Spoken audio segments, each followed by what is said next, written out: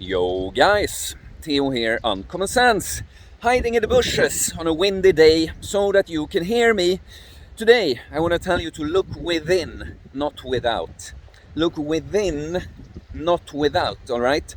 I don't care what your life circumstance is, what happened to you, what accident you were in, what this person did to you, blah blah blah blah blah blah, blah. I don't care, alright?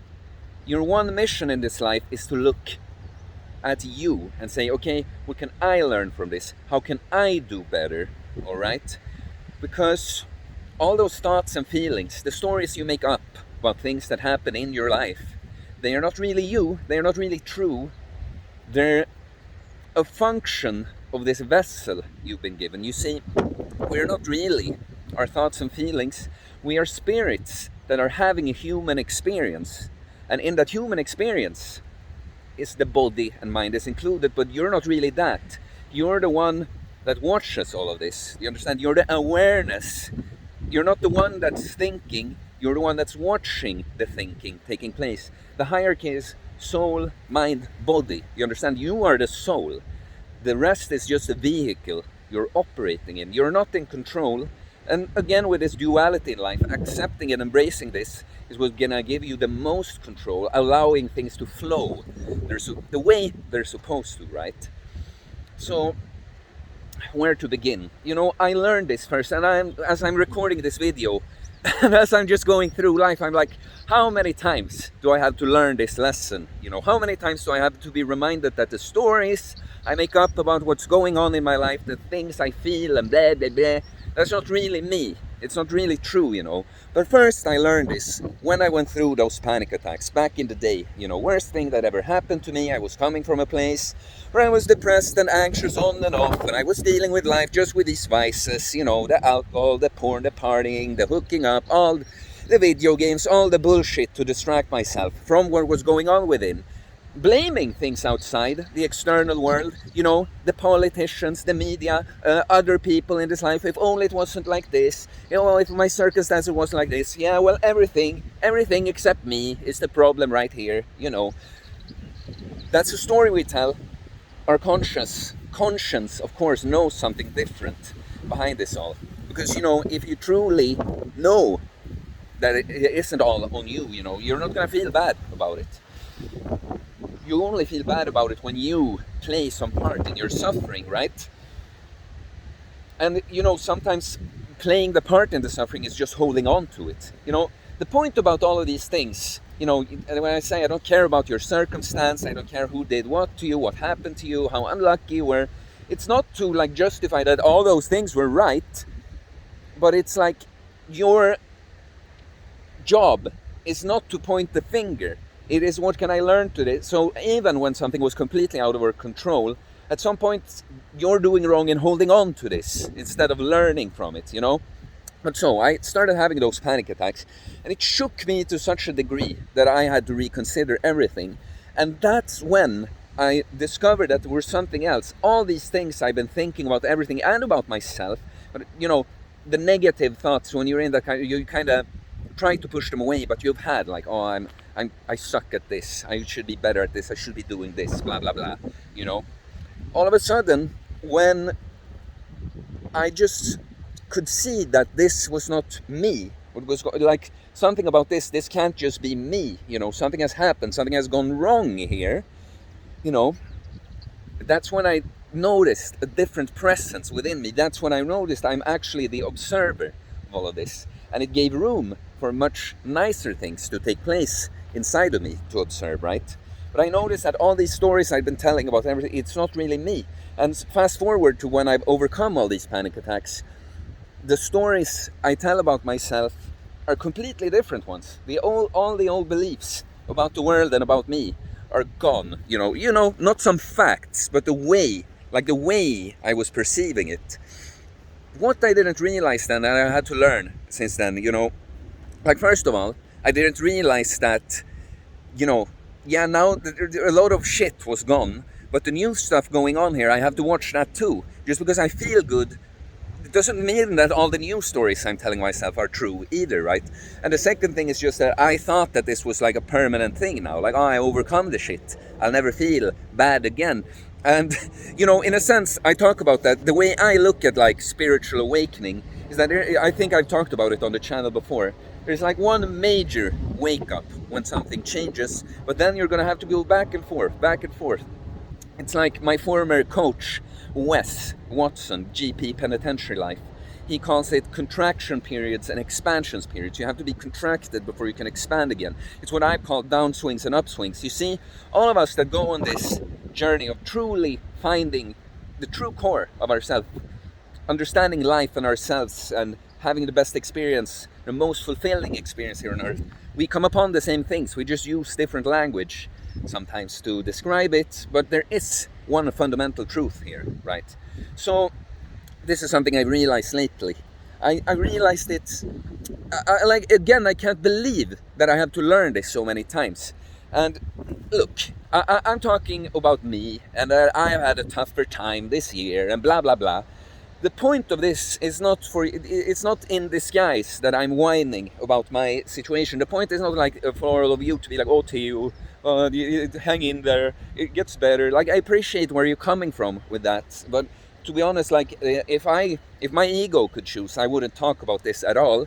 It's not about me, I'm just using me, as always, my experiences, what I've learned from them, to make points, and these are the things that are relevant right now. When I'm not talking about fasting and training and stuff like that, doesn't really matter. It might have to do with something I'm experimenting with too, of course, but otherwise, these like life, whatever you want to call it, it's just what's relevant, what I'm learning right now. So, if anything, if my ego gets to say, you can appreciate that I share this with you, but I don't really need the pats on the backs, like, hang in there, I am hanging in there. I just don't really, I would prefer not to talk to you guys about it all. But, I realized this about the fucking stories we make up and hold on to.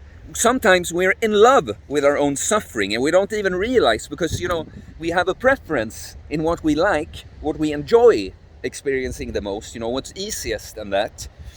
But because sometimes no, I don't really want to feel like this, you see. No, I'm whining about this because it's so difficult and I don't know how to feel better, blah, blah, blah. Yeah, I gotta be honest, probably sometimes you have to have that period. It's interesting because it's something I realized quite early in my life. They talk about the stages you go through when someone close to you dies, for instance. It's first like denial and anger and bargaining, depression, acceptance, I think. And I realized quite early that, the faster you can make a process like this, the better. But I was thinking about it with like smaller things, in life. Oh, I didn't win whatever competition I was in, or I lost. This was one because I was a messy kid and I lost stuff. So I lost my phone. It happened many times, and I realized that the sooner I can just accept that it's gone instead of holding on to, I could have had a phone, now I have to spend money on this, or now I have to use an old shit phone or something.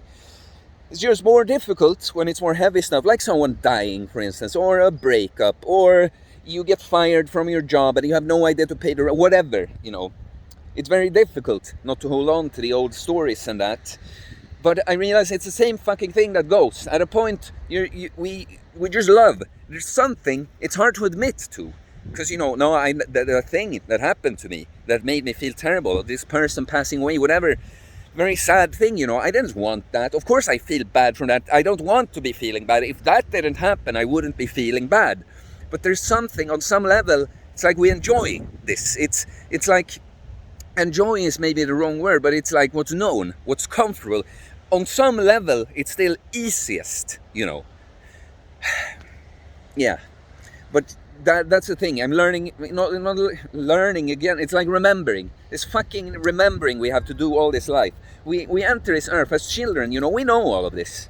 And then we forget. When we get traumatized, we get a bunch of shit programming installed from the world, And then, if we choose to go on this journey of healing ourselves, we're gonna have to remember over and over again. But yeah, I realize I've been stuck in some old thoughts. I've been holding on to things emotions, I've also made these excuses like, oh, if only this, no, I know I need to be blah blah blah, but blah blah blah is in the way, blah blah blah blah, blah. All these fucking stories, I'm trying to come up with the balance. Like, the point is, like, after the fact, there's nothing more than that. That's the point. You can't beat yourself up over that either. It's like God, the divine, the true thing. There's no point about looking back, what could have been.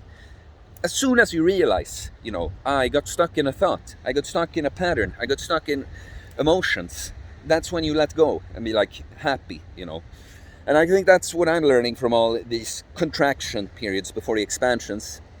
The same thing about with these stages, the faster you can move through it, the better. Embrace that. And what I'm gonna come to here is a practice that I've done on and off since I started this channel, or before too, and I've talked about it sometimes here. It's the silent prayer. You can do it in many different ways, but it's from Jesse Lee Peterson, and I'm gonna link it here. It's about sitting still and knowing the truth, observing your thoughts, realizing how many times we fire ourselves up and we're telling this story in our head. We really think it's true, and maybe some facts of it is true, but there's a difference between describing like events and the narrative around it. Sometimes we don't even realize that we're not just looking at events of things. We are making a narrative here. We're making it mean. We're assigning a lot of meaning to it and all. And when you have this practice of doing the silent prayer, is when you take a step back. And the point is not only to do the silent prayer and right then sit and be like, oh, I see. Oh, this is a reoccurring thought. All right, now it's for you to keep that, for that to stick around, when you go about your life otherwise. And I think the mistake I've done, that I've learned now, we talk about these contractions and expansion periods. In the expansion periods, that's the enjoyable, just riding how you're motivated, and that's often when you lay a good foundation with habits, for instance, that you can still do in a lower state when you're contracted. Like if you built good routines with training and diet, you can stick to that in the contraction phase, even though you maybe have lower energy and you're not as capable overall, right? But what I realized is in the contraction phase, we also can learn what we could be doing better in the expansion phase. Because now what I realize is when I'm in my highest state, I don't technically right then need to do this kind of silent prayer practice, because I am like in prayer all the time. I can, like when I first came here to Greece, when I was such aware, like I don't know if I told this story on the channel, but once I went to the sea for a swim before client calls. I was gonna have it at my house, and when I come up, I realized, okay, I went in the water with my key. It's gone. And immediately I was like, oh shit, how am I going to get in? How am I going to have the, But so fast, I'm like, okay, let's not make up, and this happened. What can I do about it? Like, yeah, but I can have the calls on the phone. It wasn't what I imagined. I'll just call the lady I'm renting from. And, it worked out. She had another key. It wasn't a big deal. But I could have stressed myself. It's just an example that comes to mind. I could have stressed myself out over that a lot, But since I'm just like, nah, let's not make up any story. That what happened is the key is gone, and etc. And when people get annoyed with me, it's happened here because I don't realize that siesta is a thing here. So maybe I've been too loud in some situation when people will have the siesta, and people like to be annoyed by the blue-eyed blonde, jacked, tan Chad. People like to assume you're a douche. So when I had some people that are like mad at me or something, I don't take it personally at all or anything, because I'm not assigning meaning to anything. But what I want to come to is I should have kept doing the prayer even in the high state, because even though I might not need it right then, I need to set the habit so I still have that when I enter a contraction phase, because now I've done it very well, like morning, middle of the day, and night. And I just see how I hold on to some stories this year that, again, some facts are true, but the meaning I'm assigning to it and blah blah blah, not necessarily true at all. Don't look to the outside. That's what I'm gonna get to. Like, oh, you can learn something from everything that happens to you. Like, doesn't matter if it was not your fault, if it was out of your control, whatever. It's not the point. It's just your ego that wants to, that you gain nothing from pointing the finger to something else, whether it's true or not. You don't get anything from pointing out that person mistreated me or something. If you were involved, how little you can learn something from it. You can see what you want to do different. You can gain understanding for whatever this person did to you, how others get affected. There's so many things that there's this perfect duality to the universe, this perfect balance to everything negative. There's an equally as big positive upside. You have to look for it a lot sometimes, but look within. Always look within, not without, okay? I could go on. I got fired up, I realize. I'm happy to have this realization myself, and reminder to self, go back to this fucking video the next time life contracts you big time. So please leave a comment, what do you think? And please like, all comments and likes help support the channel, so it's very much appreciated. You can DM me on Instagram or email me for mindset and fitness and nutrition coaching, and I'll tell you my different options for that. Please subscribe for more content about fitness, fasting, losing weight, building muscles, self improvement, stoicism, mental health, philosophy, mindset. It's a mindset, guys. Here, that's where you have to look, not on the outside. The outside is your mirror. Okay, guys, peace.